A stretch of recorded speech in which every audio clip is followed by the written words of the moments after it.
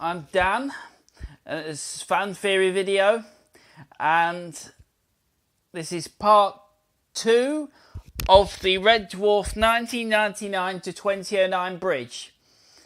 If you haven't seen part 1 yet, that will be in a pinned comment. Series 9, and this starts Series 10 basically. Most Series 10, that's a bit different, Series 10. Series 10 sort of recaps on some other things in other episodes. Series 10 sort of other episodes, and different episodes told from other people's point of view, really. Series 10 is, yes, the first one is Maroon. What happens is they crash on a planet. It's a Maroon 2, really.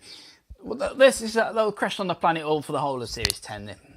They crash on the planet, so they detect something to signal, so they go and something. Series 10 will be like that, really. Oh, and it'll do some flashbacks. So the first thing, it will flash back to Marooned, where it'll just recap on.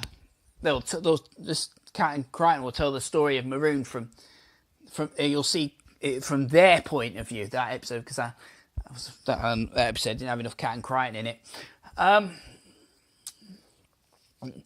Yeah, second episode I think could be Body Snatcher, which, yeah, we all know what happens in that. That's the episode which we done. Series 10. Yeah, they just go back and they tell Crichton's story, I think, really. And it gives a flashback. And that's 3, 4 and 5. Series 3, 4 and 5 have are basically really Beyond the Joke, Epideme and Anarchy again, with Rimmer in the story. Now it basically tells the story of how what happened with Rimmer afterwards. He went to a dimension that his machine had caused a fault, you see.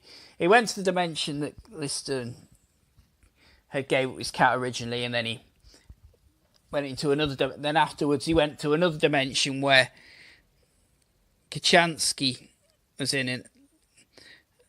Lister, Cat and Crichton in that universe were on Starbug at the time, and it caused their Red Dwarf to get transported to, well, the dimension it came back from. Yeah. Then he sort of did that, really stayed with them for a bit whilst he did.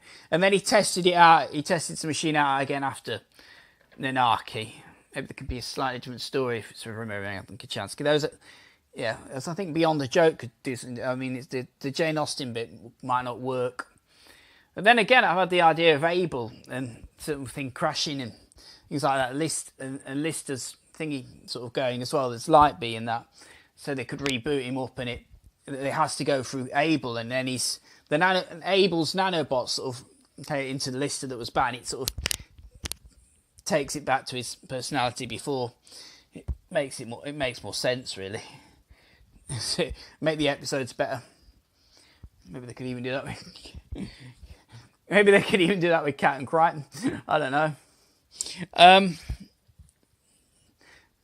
Yeah. Epideme and Anarchy can be done the same way. In fact, Anarchy could be done with the Crichton that doesn't use his nanobots. His nanobots go in. It'll be done the original way, rather than it was done before the original episodes. How that was done.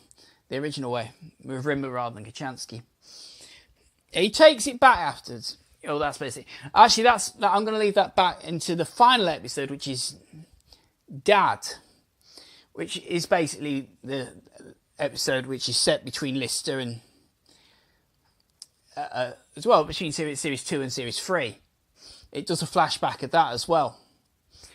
Actually, that's what happens at the start of that episode. You find that the actual distress call was Jim and Bexley come back to their own dimension. Well, come back to the dimension that, you know, they were, that Lister gave birth to them in. That's it. Lister went to Stasis. No, Lister didn't go to Stasis. What am I saying?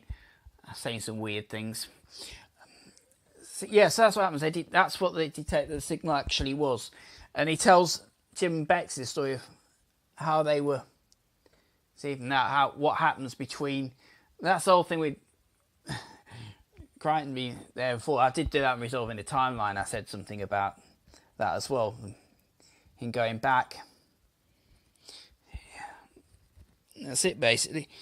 It has a bit of a side story because of the Infinity Fleet. So it has a bit of a side story afterwards with Rimmer as well, because he goes back. You test the machine out again. He goes back to the dimension that Lister gave up his cat in.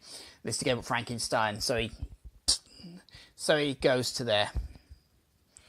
Yeah, if he goes, yeah, that means he got wiped out. It means he got wiped out. Yeah, it means he got wiped out, basically. The cat race never existed, and they never rescued Crichton.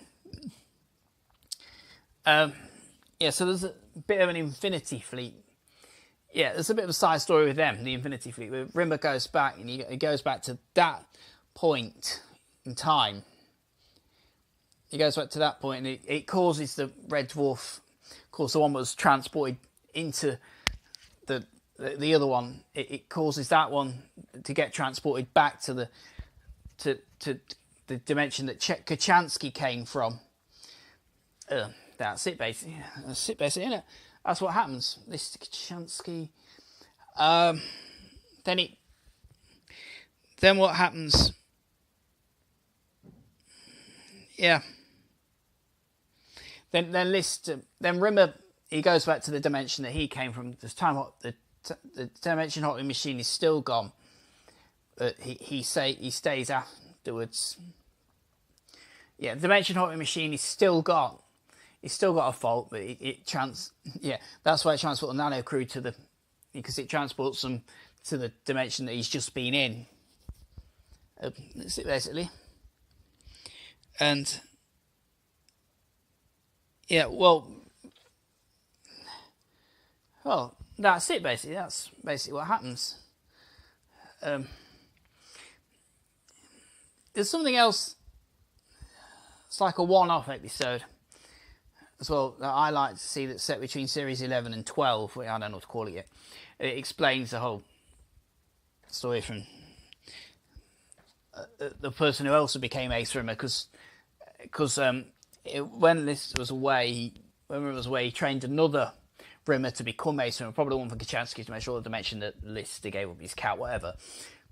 He trained that Rimmer to become Ace Rimmer, so he carried on the legend. Now this you will see in an episode.